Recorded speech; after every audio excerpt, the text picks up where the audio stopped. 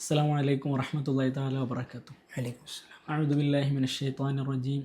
ബിസ്മില്ലാഹിർ റഹ്മാനിർ റഹീം. ആമുഖങ്ങളൊന്നുമില്ലാതെ നമുക്ക് വിഷയത്തിലേക്ക് വരാം.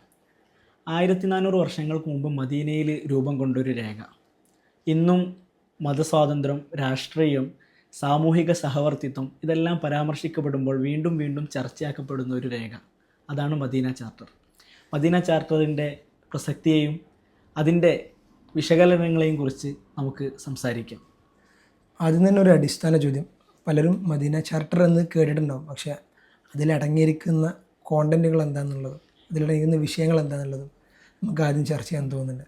എന്തായിരുന്നു അതിൻ്റെ ഉള്ളടക്കങ്ങളും പിന്നെ അതുപോലെ അതിൻ്റെ കാരണങ്ങളൊക്കെ നമുക്ക് നോക്കിക്കഴിഞ്ഞാൽ, ഹിജറയ്ക്ക് ശേഷം മദീനയിലുണ്ടായിരുന്ന മുസ്ലിങ്ങളും വിവിധ മതഗോത്രങ്ങളും അതുപോലെ തന്നെ ജൂതന്മാരും തമ്മിലുള്ള സാമൂഹിക സഹവർത്തിത്വം, അവർക്ക് തമ്മിലുള്ള അവകാശങ്ങൾ, അവർക്കിടയിലുള്ള പരസ്പര ബന്ധങ്ങൾ ഇതെല്ലാം ഊട്ടിയുറപ്പിക്കാനായി പ്രവാചകർ നബി സല്ലല്ലാഹു അലൈഹി വസല്ലമ തങ്ങൾ കൊണ്ടുവന്ന ഇവരുടെ ഇടയിൽ ഈ ഒരു സമാധാന അന്തരീക്ഷം നിലനിർത്താൻ വേണ്ടി ഇതെല്ലാം ഒന്ന് ക്രമീകരിച്ചെടുക്കാൻ വേണ്ടി പ്രവാചകർ നബി സല്ലല്ലാഹു അലൈഹി വസല്ലമ തങ്ങൾ കൊണ്ടുവന്ന ഒരു സാമൂഹിക രാഷ്ട്രീയ ഉടമ്പടിയാണ് യഥാർത്ഥത്തിൽ മദീന ചാർട്ടർ. അതായത് ഒരു മുസ്ലിങ്ങൾക്ക് വേണ്ടി മാത്രമുള്ള ഒരു രേഖ ആയിരുന്നില്ല, മറിച്ച് സമൂഹത്തിലെ നിരവധി ജീവിക്കുന്ന മത വിഭാഗക്കാർക്കും എല്ലാവരെയും അക്സെപ്റ്റ് ചെയ്യാനും എല്ലാവരെയും ചേർത്ത് നിർത്താനും വേണ്ടിയിട്ടുള്ള ഒരു ജനാധിപത്യ രേഖ.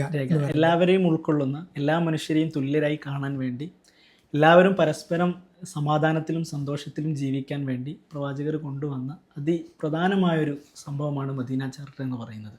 ആദ്യമായി നമുക്ക് മദീനയുടെ പശ്ചാത്തലം, ഈ മദീന ചാർട്ടർ വരുന്നതിന് മുന്നേ പ്രവാചകർ നബി സല്ലല്ലാഹു അലൈഹി വസല്ലമ തങ്ങളുടെ കടന്നു വരുന്നതിൻ്റെ മുന്നേ മദീന എങ്ങനെയായിരുന്നു, മദീനയുടെ ഒരു രാഷ്ട്രീയ പശ്ചാത്തലം, മദീനയുടെ മൊത്തത്തിലുള്ളൊരു പശ്ചാത്തലം നമുക്ക് പരിശോധിക്കാം.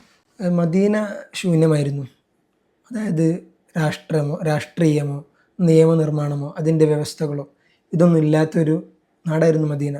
ഒരു നാഗരികത ഇല്ലാത്ത ഒരു നാടായിരുന്നു. അവിടേക്കാണ്, അതായത് നമ്മൾ മനസ്സിലാക്കണം, മുസ്ലിങ്ങളുണ്ട്, ജൂതന്മാരുണ്ട്, ക്രിസ്ത്യാനികളുണ്ട്, ഇവരടങ്ങുന്ന 22-ലധികം ഗോത്രങ്ങൾ മത്സരിച്ച് താമസിച്ചിരുന്ന ഒരു നാടായിരുന്നു മദീന. സ്വാഭാവികമായിട്ടും ഇവർ തമ്മിൽ കൊമ്പ് കോർക്കുന്ന പ്രശ്നങ്ങൾ, ഇടയ്ക്കിടെ ഉണ്ടാകുന്ന തർക്കങ്ങൾ, ഗോത്രമഹിമ അറബികൾക്കിടയിൽ നമ്മളെപ്പോഴും കേട്ട് പരിചയപ്പെടുന്ന സംഗതിയാണല്ലോ. അപ്പോൾ ഇത്തരത്തിലുള്ള ഒരു സാഹചര്യത്തിലേക്കാണ് ഇതുവരെ എല്ലാവരും ഒരുമിച്ച് കൂട്ടുക എന്നുള്ളൊരു തത്വത്തിലേക്ക് പ്രവാചകൻ സ്വല്ലല്ലാഹു അലൈഹി വസല്ലം തങ്ങൾ എത്തുന്നത്. ഇതിനിടയിലേക്ക് ഒരു ജനാധിപത്യപരമായ ഒരു സംവിധാനം കൊണ്ടുവരിക, ഒരു ജനാധിപത്യം സ്ഥാപിച്ചെടുക്കുക വളരെ ശ്രമകരമായിട്ടുള്ളൊരു ദൗത്യമായിരുന്നു.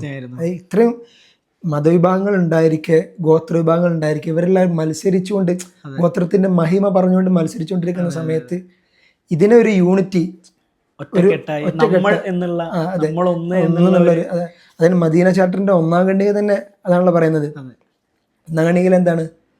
നമ്മളെല്ലാവരും ഒരു ഉമ്മത്ത്, ഒരു യൂണിറ്റിയുടെ, നമ്മളെല്ലാവരും ഒരു ഉമ്മത്താണ്. മുസ്ലിങ്ങളാകട്ടെ, ക്രിസ്ത്യാനികളാവട്ടെ, ജൂതന്മാരാകട്ടെ, ഏത് ഗോത്രത്തിലുള്ള ആളാകട്ടെ, എല്ലാവരും ഒന്നാണെന്നുള്ളൊരു ഉമ്മത്ത് എന്നുള്ള ഒരു യൂണിറ്റിയിലേക്ക് പ്രവാചകർ സ്വല്ലല്ലാഹു അലൈഹി വസല്ലം തങ്ങൾ ഇതിലൂടെ എത്തിക്കുകയാണ് മദീനക്കാരെ.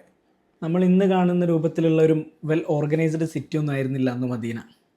ആ ഒരു മദീനയിൽ ജനാധിപത്യം സ്ഥാപിച്ചെടുക്കുക, ഈ മദീന ചാർട്ടർ മുഖേന നല്ലൊരു ജനാധിപത്യ രീതിയിലേക്ക് അവിടുത്തെ ജനങ്ങളെ കൊണ്ടുവരിക എന്നുള്ളതായിരുന്നു പ്രവാചകർ സ്വല്ലല്ലാഹു അലൈഹി വസല്ലം തങ്ങളുടെ മുന്നിലുണ്ടായിരുന്ന ഏറ്റവും വലിയ വെല്ലുവിളി എന്ന് പറയുന്നത്. അപ്പോൾ നമ്മൾ ഇന്ന് ജനാധിപത്യപരമായിട്ടാണ് ഭരിക്കുന്നത്, ഭരണം നടത്തുന്നത്, അല്ലെങ്കിൽ അവിടുത്തെ ജനങ്ങൾ ജനാധിപത്യപരമായിട്ടാണ് നീങ്ങുന്നത് എന്ന് പറയുന്ന പല രാജ്യങ്ങളിലും ആ ജനങ്ങൾ ജനാധിപത്യമുണ്ടെന്ന് വിശ്വസിക്കുക എന്നുള്ളതല്ലാതെ ആ രാജ്യത്ത് യഥാർത്ഥത്തിൽ ജനാധിപത്യമില്ല എന്നുള്ളതാണ് സത്യാവസ്ഥ. അതായത് ജനാധിപത്യ സംവിധാനത്തിൽ ഭരണാധികാരികളെ തിരഞ്ഞെടുക്കുന്ന പ്രക്രിയയിൽ മാത്രം ജനങ്ങൾക്ക് അവസരം നൽകി മറ്റുള്ള അവസരങ്ങളിൽ ജനങ്ങളെ മാറ്റി നിർത്തുന്നു. പിന്നെ ജനങ്ങൾ നോക്കുകുത്തികളാകുന്ന അവസ്ഥ. ഭൂരിപക്ഷത്തിൻ്റെ അഭിപ്രായത്തിനനുസരിച്ച് കൈയടിക്കുന്ന ഒരു സാങ്കേതിക ചടങ്ങായിരുന്നില്ല ശരിക്ക് മദീന ചാർട്ടർ എന്നുള്ള ചുരുക്കം, അല്ലേ? അപ്പോൾ നമ്മൾ സ്വാഭാവികമായിട്ടും ഭൂരിപക്ഷമായിട്ടുള്ളൊരു സമൂഹം മറ്റൊരു സമൂഹത്തിൻ്റെ മേൽ അടിച്ചേൽപ്പിക്കാനോ അല്ലെങ്കിൽ ഏതെങ്കിലും ഒരു തരത്തിലുള്ള വാശികളോ അല്ലെങ്കിൽ വിലവേശലുകളോ അങ്ങനെ ഏതെങ്കിലും തരത്തിലുള്ള പ്രശ്നങ്ങൾ ഭൂരിപക്ഷ സമൂഹത്തിൻ്റെ മനുഷ്യപ്രകൃതമായിട്ട് സ്വാഭാവികമായിരിക്കും. പക്ഷെ ഇത്തരത്തിൽ മറ്റുള്ള മനുഷ്യർക്ക് ഒരു അപരനൊരു പ്രയാസം ഉണ്ടാകരുത് എന്നുള്ള രീതിയിൽ അത്തരത്തിലുള്ള ഖണ്ഡികകളും അതിനനുസരിച്ചുള്ള കോണ്ടന്റുകളും ഉള്ളടക്കങ്ങളും അടങ്ങിയിട്ടുള്ളതായിരുന്നു മദീന ചാർട്ടർ. എത്രത്തോളം എന്ന് പറയുമ്പോൾ അപരന് ബുദ്ധിമുട്ടുണ്ടാവരുത് എന്ന് പറയുമ്പോൾ ഇസ്ലാമിൻ്റെ ഏറ്റവും വലിയ ഒരു ഇബാദത്തായി കാണുന്ന നിസ്കാരത്തിൽ പോലും പിന്നിൽ നിൽക്കുന്നവർക്ക് അത് ദീർഘിച്ചതിൻ്റെ പേരിലോ അല്ലെങ്കിൽ കുറഞ്ഞു പോയതിൻ്റെ പേരിലോ ബുദ്ധിമുട്ടുണ്ടാവരുത് എന്ന് തീർത്തും തീർപ്പ് കൽപ്പിക്കുന്ന ഒരു മതമാണ്.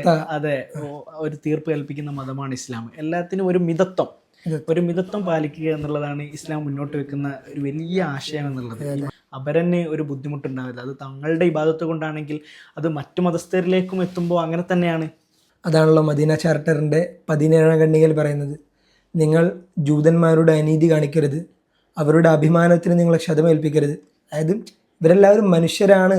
മറ്റു മതക്കാരനാകട്ടെ മറ്റു വിശ്വാസിയാകട്ടെ, മുസ്ലിമും ക്രിസ്ത്യാനിയും ജൂതനും എല്ലാം വ്യത്യസ്തമായിട്ടുള്ള ഒരു പ്രത്യയശാസ്ത്രത്തിൽ വിശ്വസിക്കുന്ന ആളുകളാണ്. പക്ഷെ എന്നിരിക്കെ തന്നെ ഇവരെല്ലാവരെയും ഒരുമിച്ച് കാണാനുള്ള ഒരു യൂണിറ്റിയുടെ ഒരു നിർവചനമായിരുന്നു പ്രവാചകർ ഇതിലൂടെ കണ്ടെത്തുന്നത്. നമുക്ക് ഇതിലൂടെയൊക്കെ മനസ്സിലാകുന്നത് ഇസ്ലാം എത്ര സുന്ദരമായിട്ടാണ് ലോകത്തിന് മുന്നിൽ ജനാധിപത്യത്തെ അവതരിപ്പിച്ചിട്ടുള്ളത് എന്നുള്ളതാണ് ഏറ്റവും വലിയ, നമ്മളിതിൽ നോക്കിക്കാണുന്ന ഏറ്റവും വലിയൊരു കാര്യം എന്നുള്ളത്. ഞാൻ നേരത്തെ പറഞ്ഞല്ലോ, മദീനയിൽ വ്യത്യസ്ത മതക്കാരുണ്ടായിരുന്നു, വ്യത്യസ്ത വിശ്വാസക്കാരുണ്ടായിരുന്നു, വ്യത്യസ്ത പ്രത്യയശാസ്ത്രത്തിൽ വിശ്വസിക്കുന്ന ആളുകളുണ്ടായിരുന്നു. പക്ഷേ ഇവർക്കൊക്കെ ഉതകുന്ന രീതിയിലായിരുന്നു അവിടുത്തെ നിയമങ്ങൾ ഡിറൈവ് ചെയ്തിട്ടുണ്ടായിരുന്നത്. അതാണ് മദീന ചാർട്ടറിൻ്റെ 3 to 10 വരെയുള്ള അധ്യായങ്ങളിൽ പറയുന്നുണ്ട്. സ്വന്തം കാര്യം നടത്തുന്നതിൽ ഓരോ ഗോത്രക്കാർക്കും അവരുടേതായിട്ടുള്ള അധികാരങ്ങളുണ്ടായിരുന്നു.